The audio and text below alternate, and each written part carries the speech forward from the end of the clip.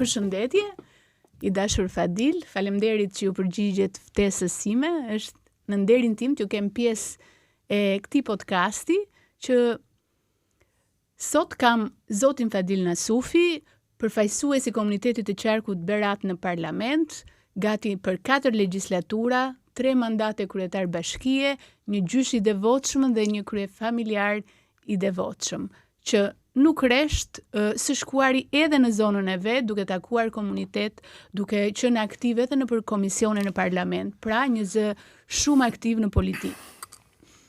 Në fakt mund ta themi me plot gojën atë shprehjen deklarative, po sa barbaret Aristotelit, një kafshë politike, po në konceptin më fisnik të saj, i cili nëpërmjet angazhimit absolut në politikë jep më të mirën e vet, shërben edhe si një eksperiencë apo një përvojë duke lidhur breza të ndryshëm dhe është aty duke dhënë nga vetja më të mirën në gjithë këto vite. I dashur Fadil, si nisi ky rrugëtimi yt në politikë? Po më habiti mua me këtë performancën të themi të medias. Edhe me sa duket po orientohesh që eksperiencën që ke në drejtimin e pushtetit vendor dhe në marrëdhënie të komunitetin ta demonstrosh dhe uroj që të përcjellësh jo atë traditë që ka media në përgjithësi që nuk noton brenda së vërtetave, por shpif ose krijon situata jo brenda realitetit. Tani faleminderit edhe një herë që jam këtu. Nuk dua të flas shumë për veten time, pavarësisht se si do të më orientoni ju pyetjet. Qenia ime në politikë është e hershme dhe ka 2 si thua piknisje. Ka piknisjen e parë që është vullnetare, ose pjesë e angazhimit të vetë modelit që kemi përcjell gjatë shkollimit, sidomos në shkollë të mesme dhe në shkollë të lartë, ku unë kam qenë i privilegjuar në disa aspekte. Së pari kam patur fatin të kem kualitete shumë të larta mësuesish, edhe në shkollë të mesme, edhe në shkollën e lartë në universitet. Së dyti kemi qenë nxënës dhe student konviktor dhe kemi patur larmi përfaqësimesh nga rrethet, nga zonat, nga krajinat, edhe ka patur një dinamik shumë të veçantë, jo thjesht për nostalgji, aktivitetesh pafund që na kanë mësuar të marrim reflekset dhe të jemi edhe epiqendër e përfitueshmërisë si të gjithë nxënësit, po pastaj për të dhënë shansin për të qenë drejtues në nivelin e drejtimit të klasës, të drejtimit të shkollës, të drejtimit të degës kur edhe në universitet. Dhe unë kam harxuar shumë kohë me angazhimet e drejtimit të rinisë dhe të aktiviteteve që përfshin kjo periudhë. Dhe këto pasaj pasqyroheshin në të gjithë marrëdhëniet dhe kalendaret e asaj kohe, po edhe në nxitjen e ambicie për të qenë, si thua, me cilësi organizative ose drejtuese. Dhe kjo pasaj është përcjell nga cikli në cikël, edhe tek vendet e punës që fillon pasaj mbas shkollimit, që thoshin ky student ka patur këtë veç notës mesatare, ka patur këtë rrugtim dhe është i vlefshëm që ta ketë angazhimin e tij në publik sipas strukturave që kishte ajo kohë. Kjo është pjesa, si thua, e gatshme e marrë nga shkollimi dhe nga aktivitetet që afronte shkolla. Pastaj pjesa e mëtejshme kur kam dalë në punë mbas universitetit, edhe këtu ka patur angazhime në pjesën krahas punës, por rrugtimi ndonjëherë nuk ecën ashtu siç e mendon ti, ndodhin ndonjëherë edhe ato stacionet që të frenojnë për atje ku e ke aspiratën ose për çfarë je shkolluar, dhe me mua kështu ndodhi. Në vitin 1983 unë jam pranuar kandidat partie. Pse jam pranuar kandidat partie? Ndryshe nga babai që ta përjashtuan nga partia. E kishim këtë domethënë babai im ka qenë në Berat, ka shërbyer në Berat, në polici, dhe në 57-ën është përjashtuar nga partia për arsye se nuk ka mbështetur kolektivizimin. Dhe për këtë arsye ka ikur edhe nga qyteti dhe ka vajtur në fshat, në Vojnik. Dhe atje ndeti gati 12 vjet individ nuk u fut në kooperativë. Dhe ne këtë e vuanim në të gjithë atë pranin tonë për shkolla dhe na shënojnë atë karakteristikat e përvitshme të kësaj. Pavarësisht se kemi patur një dashamirësi në tëra ato vitet e shkollimit, por nga brenda kjo breng vuaj dhe kur na u bë një ofertë në 83-shin që të pranohesha kandidat partie, ne kemi qenë gati 10 student nga të gjitha fakultetet e universitetit, kemi pranuar me rekomandime si student, jo sipas formulës që ishte që do shkoje 3 vjet në punë, pastaj të bëje stazhin, pastaj kishte drejt me rekomandime. Dhe kjo ishte si thua një kthes në jetë. Kështu që unë jam pranuar në 83-shin dhe u privova nga fakti që do filloja punë si pedagog në universitet për shkak të mesatares lartë të notave.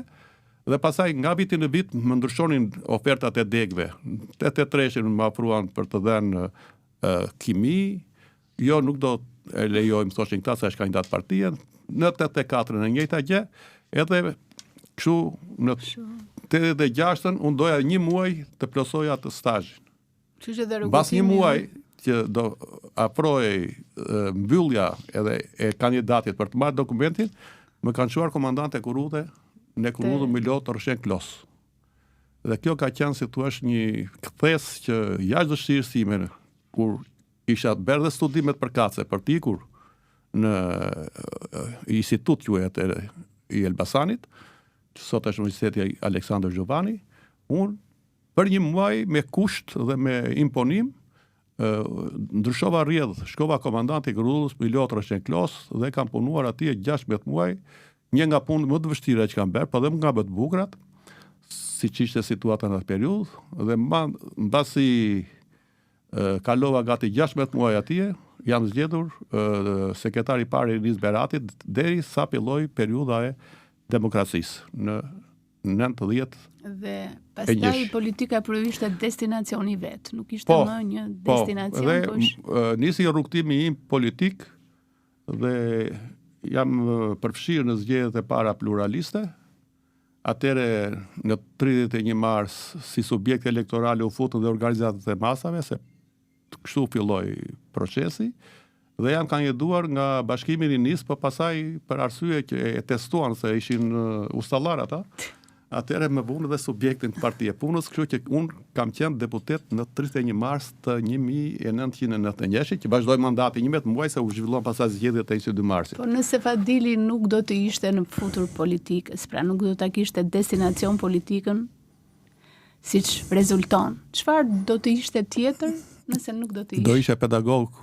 Edhe kuptohet që do ishe pedagog.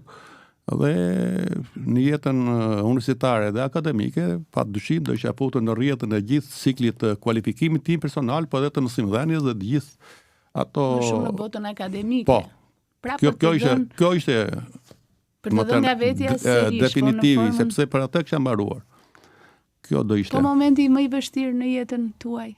Po momentet vështira ka shumë në jetë, varet me fjalë çfarë e mban si thua si pjesë të vetvetes dhe çfarë bën publike.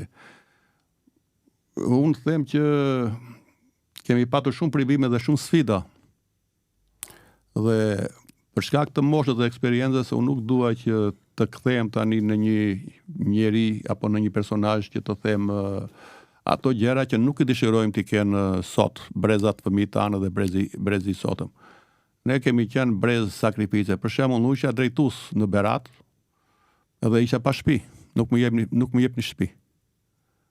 Një nga figurat, ose voja këtë lloj, si thuash, trajtimi inferioritet nga klasa politike e kohës, me etiketime, erdhi ky nga fshati, është kështu, është ashtu.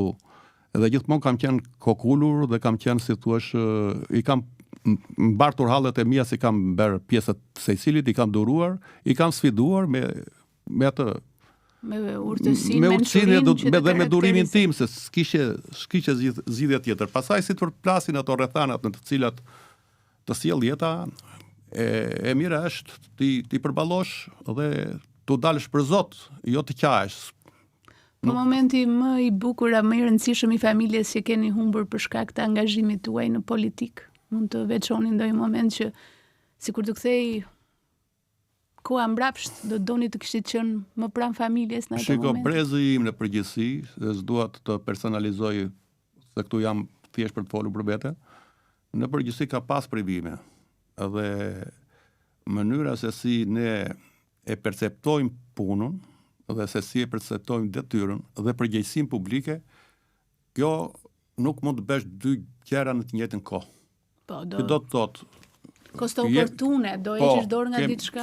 Kemi dhënë maksimumin, i kemi rrëmbyer shumë kohë familjes dhe i kemi kushtuar se thuash një lloj vëmendje jo të dur në planin e të qendrit afër, sepse ke riskuar nga kënaqësia që duhet të ndjesh në jetë, jo thjesht për t'i dhënë prezencën familjes, por për ta avantazhuar në atë që është normale, në një rrjet normale të jetës.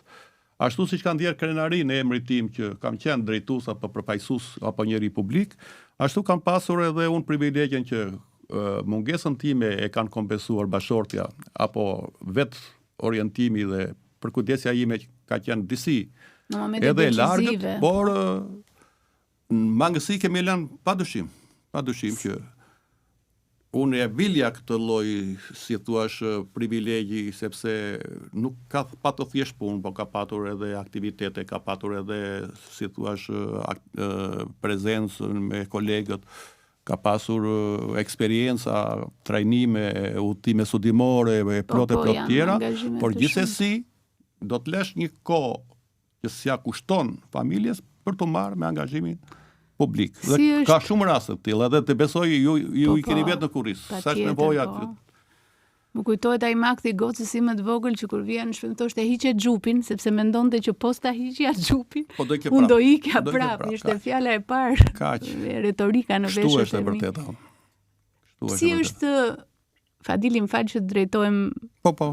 Ose ndonjëherë se na ngeli, na humbi emri se thon sa kryetar, sa deputet, sa zoti X. Si krye familjar, kur kthehet pas një dite të lodhshme, angazhimi me njerëzit në strehën familjare, e reflekton atë lodhjen, mërzinë, apo e lë pas tani edhe gjysh aq më tepër me ato dy? Në përgjithësi unë jam natyrë e qeshur, natyrë që nuk e demonstroj edhe lodhjen, dhe tani edhe në lidhje me atë pyetjen e parë që thatë ju, që kostot që kam lënë apo mungesat që kam lënë, eventet që mund të kem shmangur, janë, si thua, pjesë e jetës, po unë asnjëherë nuk e reflektoj edhe atë lodhje që mund të kem, dhe atje gjej, si thua, shlodhje tamam aq më tepër kur shtëpia është e mbushur me nip dhe me mbes, që për çdo fundjavë pothuajse i kemi prezencë, se vajza është e martuar në Durrës, por ai momenti kur gjithmonë i kam lënë vajzat e mia në gjumë dhe kthehesha në punë, gjeja prap në gjumë, tani është kthyer edhe në një lloj pendese, po edhe në një lloj, si thua, kalitje që ato e përgatitën veten për të qenë, si thua, vetvepruse dhe reflektuese të një familje që peshën e mbante nëna, bashortja ime. Momenti fundit që keni qarë, pra, që ju ka lënduar, mbani mund? Po lëndime ka, janë pjesë e jetës, edhe emocionet, edhe ndjenjat, edhe dhimbjet. Në fakt e keni reflektuar shpesh edhe humbjen e nënës tënde. Po, edhe. Ajo është, domethënë, unë do të gjithëve. Unë jam i vetë përmbajtur, sepse edhe jeta më ka servitur që të jem njeri që u kanë dhënë kurajo dhe mbështetje edhe të tjerëve në raste të tilla dhimbjesh, po dhimbjet që kanë me largim nga jeta, siç është nëna për shembull, është pak krahasueshme me dhimbje për nënën, ndodhin, por në përgjithësi unë i fshihem demonstrimit me lot ose me të parë nga të tjerët. Edhe kur nuk jam në gjendje shpirtërore të mirë ose të ligjsht, nuk dua ta demonstroj sepse syt dhe veshët për shkak të funksionit janë tek ty dhe duhet ta përgatitësh veten që mos të përcjellësh dobësi, por rezistencë, durim dhe optimizëm. Si përfaqësuesi i komunitetit të qarkut Berat në Parlamentin e Shqipërisë, cilit janë prioritetet e tua në këtë legjislaturë? Dhe si ka mundësi që vijoni me të njëjtën ritëm, me dëshirë për të përfaqësuar atë zë në parlament? Këtu ka të bëj me konsekuencën për të qenë në radhë parë korrekt me subjektin politik, me programin e qeverisë, korrekt marrëdhëniet me komunitetin, për të dëgjuar dhe për të përcjellë zërin e tyre dhe për të bashkëpunuar me të gjithë përfaqësuesit e institucioneve që kanë në nivelet vendore dhe në nivelet rajonale apo qendrore, ato që kanë për detyrë që votën e përkthyer në mandat të shpërblehet në shërbim, të shërbehet dhe në punë. Unë mundohem të jem sa më korrekt edhe në kontaktet me njerëzit, dhe këtu nuk përfshihet vetëm kalendari që pothuajse është shumë i strukturuar dhe shumë i orientuar, që ne nuk lëvizim në një agjendë spontane, por në një kalendar të rakorduar në nivelin kombëtar dhe rajonal, dhe mundohem që mos të krijojmë defektin që është sëmundje politikë shqiptare, që jemi shumë të dashur në periudhën kur bëjmë fushata, u kërkoj me lutje votën edhe njerëzve të panjohur dhe artikulojmë, si thua, premtime që kanë edhe një çik superlativa në planin real të dëshirës dhe të mundësisë për ta realizuar, dhe pastaj krijojmë atë distancë, mos të qenë i përditshëm ose mos qenë i begenisur ndaj këtyre. Mundohem ta ruaj këtë raport dhe të funksionojë ajo që thotë drejtura Golli, të jesh mes njerëzve dhe të vazhdosh të komunikosh me ta. Kjo është një vlerë dhe është një mundësi konkrete. Ana njerëzore mbi të gjitha. Mundohem të qëndroj anës njerëzore. Pastaj ato që varen nga unë, që varen me buxhete, që varen nga mënyra e tjera. Çfarë mungon sot politikës shqiptare parë në retrospektiv, duke bërë një krahasim me të shkuarën? Shiko, politika ka pjesën e vet dinamike dhe në përgjithësi politika shqiptare krijohet profilin e ashpër të konfliktit, krijoi një model që do shumë punë nga brezat e rinj për të çmontuar, e marr në atë model si vepron politika midis kundërshtarëve politik, ku kundërshtarët politik cënojnë integritetin e njëri tjetrit, përbaltin, përdorin gjuhë urrëtie dhe gjejnë pak ura bashkimi dhe konsensusi. Kështu që misioni i Partisë Socialiste, për shembull, nuk është vetëm ky që brenda programit qeverisës të kryej punë, të transformojë Shqipërinë, të realizojë sfidat e mëdha që kryesfida është antarësimi i vendit në Bashkimin Evropian, po është edhe të kurojë shumë plagë. Ne kemi plagë të mëdha për sa i përket, si thuaç, çështjes së bashkëtesës politike midis kundërshtarëve. Dhe kjo ka kushtuar jo pak energji. Çështjes së bashkimit, çështjes së marrëdhënieve të shëndetshme që në fundit mos i shikosh të tjerët si kundërshtar, por të shikosh se qytetarët e tu që ligji vepron i barbart për ta, tu japësh shansin dhe të bëjnë të harrojnë atë parti ku u futën në fillim dhe e shikojnë si regres dhe të rikthehen shëndetshëm në një forcë politike që është progresive dhe që aspiratet e tyre, dëshirat e tyre i kthehen në realitet dhe i kthehen në mundësi. Kështu që politika do ketë patjetër, po të flas për politikën, duhet mos thosh këto fjalë që po them unë, që i thot kushdo. Po në radhë parë ti që ke marrë një mandat politik ose një përfaqësim politik, duhet të ruash korsin tënde. Duhet të ruash korsin tënde, të bësh punën tënde. Se ne kemi zakon, unë jam deputet dhe të merrem unë me punën e kryetarit bashkisë. Keni votuar jashtë bindjes tënde, po jeni ndjekur vijën partijake? Dhe sa e vështirë është? Unë jam pjesë, po patjetër që jashtë vullnetit tim, po jam pjesë e disiplinës politike. Sepse përderisa e ka mandatin si përfaqësim politik i forcës PS, unë i bindem disiplinës së Partisë Socialiste. Keni qenë deputet në legjislacionin e parë të Shqipërisë pluraliste, Kuvendit pluralist të Shqipërisë. Edhe sot ende vijoni të shërbeni edhe të jeni i angazhuar në politikë. Ç'mund na thoni për ndryshimin apo për nivelin e përfaqësimit të deputetëve në parlament? Ka dy perceptime.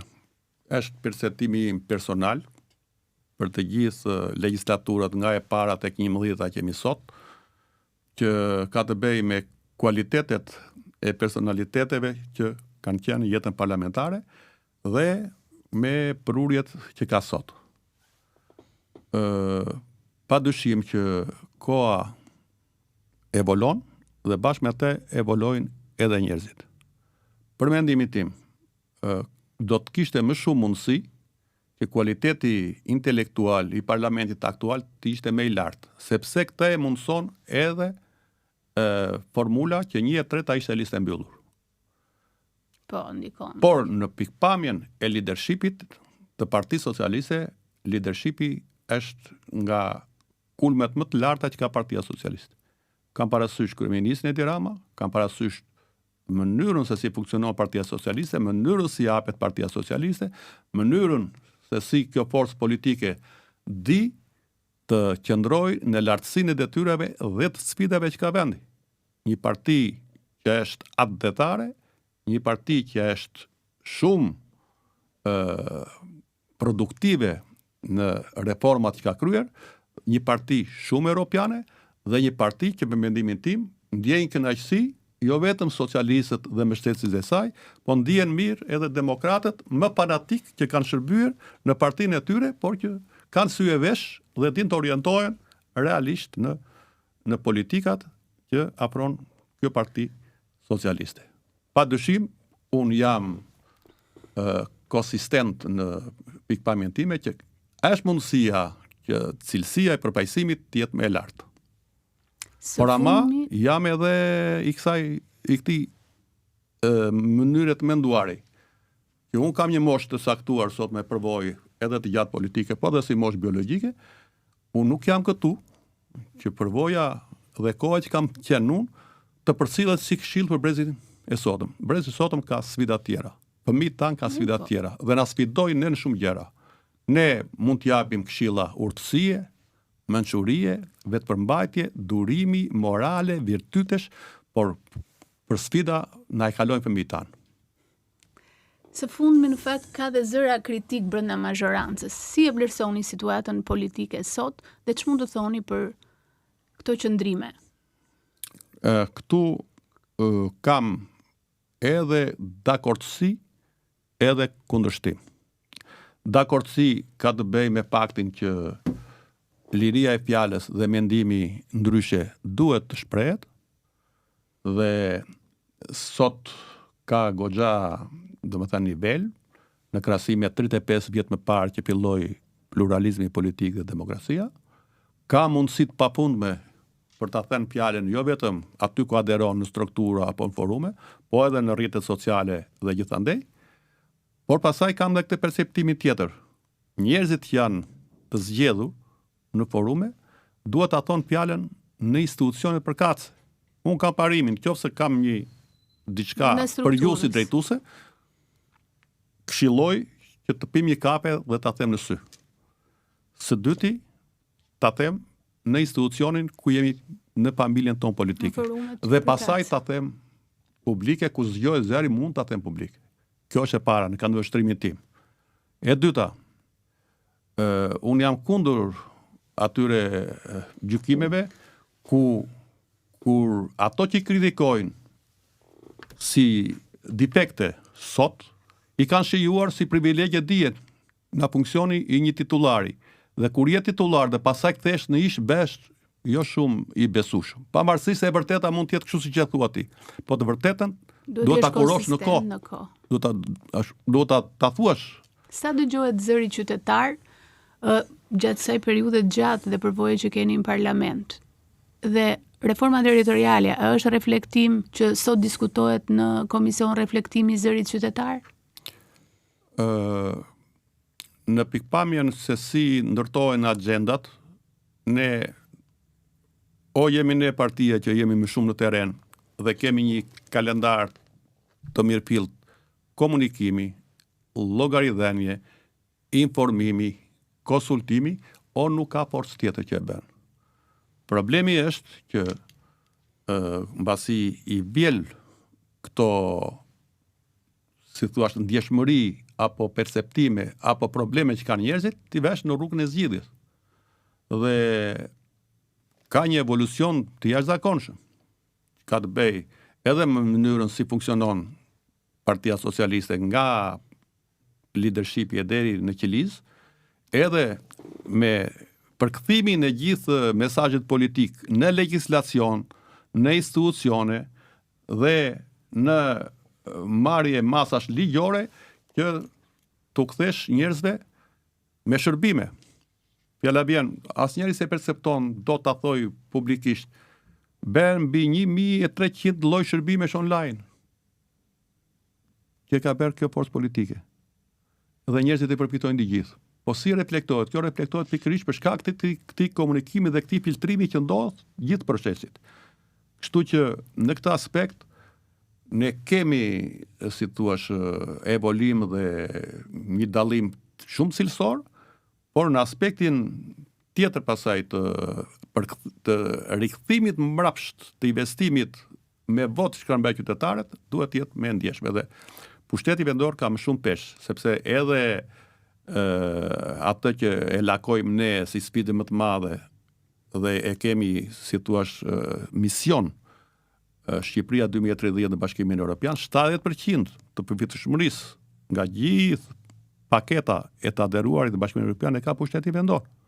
Dhe pikërisht duhet ndërgjegjësi për ta, pastaj duhet edhe veprim edhe përfitim. Ju keni qenë edhe kryetar bashkie 3 mandate, përfaqësuesi njësive vendore dhe e njihni nga afër edhe mënyrën e organizimit. Në aspektin e reformës, unë mendoj që reforma territoriale dhe administrative e vitit 2015 i ka ardhur koha të ndryshoj, po të ndryshoj jo thjesht në numra njësish vendore apo bashkish. Duhet parë në aspektin e efikasitetit, duhet parë në aspektin se si performon nga pikpamja buxhetore, se si performon nga pikpamja e shërbimit ndaj qytetarëve, se sa është e gatshme një bashki që të punoj me projekte të ardhshme të Bashkimit Evropian, ka kapacitete, nuk ka kapacitete. Se sa është në gjendje që jo qytetarin e ka zënë banimin në periferi të largët, po sa i shkon shërbimi atje, dhe si interferon ky pushtet në aspektin që njerëzit ta ndjejnë peshën e tij, dorën e tij dhe që mos të ketë këto salamandrat që sot janë nga arta e parë që kanë qenë edhe kështu kompozime për interesa politike, por të prirën pikërisht drejt përgjigjes sotme ndaj problemeve të demografisë, fluksit sotëm që kanë marrë një sër qytetesh, jo thjesht, unë jam për shembull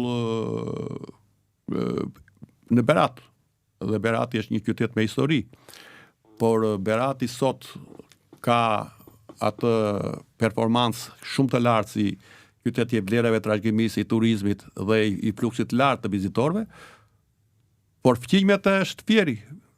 Kur isha unë në zënës i shkollës mesme, Berati kishte 37.000 banor, Fieri kishte 27, sot Fieri është 150.000 banor, Berati është 20.000 banor. E kupton kjo dinamik, duhet reflektuar sot në aspektet. Ato çka ju parashtruar të qëndrojnë, po dëgjesa e qytetare apo dëgjesat publike janë një kusht i ligjit për patjetër. Ndërmarrjen e reformës. Unë besoj që Komisioni i Reformës Territoriale është në fazën që draftet dhe alternativat që po shqyrton për momentin do t'i bëj publike dhe do t'i konsultoj edhe me nivelet e ndryshme në komunitet ose përfaqësuese zyrtar që kanë komunitetet në nivel bashkie, në nivel rajonesh apo në nivel specialistësh dhe ekspertësh. Nisur nga fakti që keni qenë edhe kryetar i Bashkisë Berat për 3 mandate dhe njëkohësisht 4 mandate si politikan, pra përfaqësues i komunitetit Beratit në parlament, si mendoni, më i dobishëm keni qenë në rolin e kryetarit të bashkisë në politik apo si përfaqësues dhe zë i komunitetit në parlament? Duke I përjetuar të dyja, janë dy funksione ose dy nivele që kanë edhe të përbashkëta, po kanë edhe dallime. Po kanë të bëjnë edhe me kontekstin e kohës kur e ushtron funksionin. Për mendimin tim, ti jesh kryetar Bashkie I Beratit, është me një diferencë më shumë nga qytetet e tjera, për atë që ka përfaqëson Berati. Jo thjesht si një administrator I qytetit dhe I komunitetit, por si një përfaqësues publik I një qyteti me histori, me trashëgimi, me vlera, një qyteti që është në syt dhe në atë si thua dëshirën e madhe të turistëve për ta parë, është si thua një gjysmë ministri e jashtme apo turizmi dhe të bën nder ta përfaqësosh këtë qytet.